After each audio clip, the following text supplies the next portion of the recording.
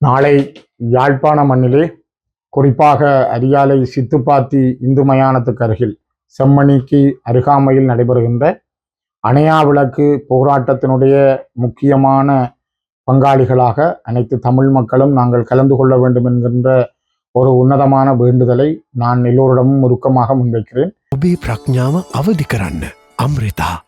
குறிப்பாக தமிழ் மக்கள் மீது மேற்கொள்ளப்பட்ட மிகப்பெரிய இனப்படுகொலையின் சாட்சியங்களாக இருக்கின்ற பல எலும்புக்கூடுகள் தென்படுகின்ற மனித புதைகுழிகளின் அடையாளமாக இப்பொழுது வரை இறுதியாக கண்டுபிடிக்கப்பட்ட அரியாலை சித்துப்பாத்தி இந்து மயானத்துக்கு அருகிலே தோண்டி எடுக்கப்படுகின்ற 19 வரையான மனித எலும்புக்கூடுகள், அதுக்கு பிற்பாடு இன்னும் பல எலும்புக்கூடுகள் இருப்பதாக ஆய்வாளர்கள், தடயவியல் நிபுணர்கள் குறிப்பிட்டிருக்கிற இந்த நேரத்தில் பல்வேறுபட்ட இடங்களிலும், குறிப்பாக மண்டதீவு மற்றும் சிலாவத்தை முல்லைத்தீவு, முல்லைத்தீவு மாவட்டத்தினுடைய கொக்குளாய், கொக்கு தொடுவாய் பகுதிகள், குமுளமுனை பகுதிகளில், மன்னார் திருக்கேதீஸ்வரத்தில், இவ்வாறு பல இடங்களில், யாழ்ப்பாண மண்ணிலே பல இடங்களில் நாங்கள் தோன்றுகின்ற இடமெல்லாம் மனித எலும்புக்கூடுகளையும் மனித எச்சங்களையும் காணக்கூடியதாக இருக்கின்றது. அந்த வகையிலே யாழ்ப்பாணத்தினுடைய செம்மணி அரியாலை சித்துப்பாத்தி இந்து மயானத்துக்கு அருகில் கண்டெடுக்கப்பட்ட எலும்புக்கூடுகள் எந்தவித ஆடைகளுமின்றி அடித்து நொறுக்கப்பட்ட நிலையில் கைக்குழந்தைகள், குழந்தைகள், தாய்மார்கள், பெண்கள், இளைஞர்கள், யுவதிகள் என்ற அடிப்படையில் தான் அந்த எலும்புக்கூடுகளுடைய அம்சங்களும் வயதுகளும் குறிப்பிடப்படுகின்றது.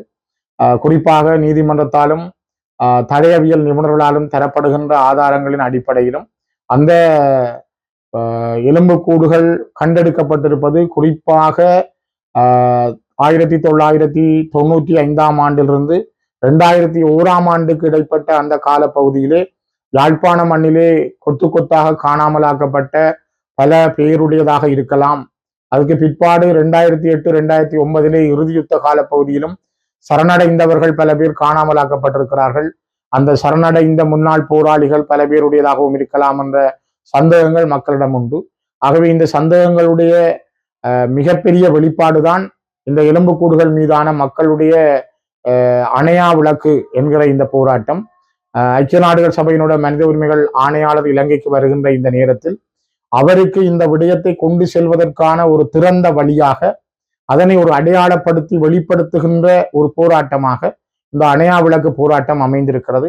அந்த வகையிலே நாங்கள் ஒவ்வொருவரும், குறிப்பாக தமிழ் தேசியத்தினுடைய திரட்சியாக, தமிழ் தேசியத்தை நேசிக்கின்ற ஒவ்வொரு மக்களும், தமிழ் தேசிய மக்கள் அணியணியாக நாளை மறுதினம், அதற்கு அடுத்த நாள் 23, 24, 25 தேதிகளில் செம்மணியினுடைய அரியாலை சித்துப்பாத்தி இந்து மயானத்துக்கு அருகில் அந்த பகுதியிலே நாங்கள் ஒன்று கூடி அந்த விளக்கை அணையாமல் எங்களது போராட்டத்தை 3 நாட்களுக்கும் கொண்டு செல்லுகின்ற முக்கியத்துவம் வாய்ந்த நாளாக இந்த நாளை உணர்ந்து ஒவ்வொருவரும் பங்களிக்குமாறு அனைத்து ஈழத் தேசிய உறவுகளிடமும் எம்மினத்திடமும் இது ஒரு வாழ்க்கையினுடைய அடையாளம்.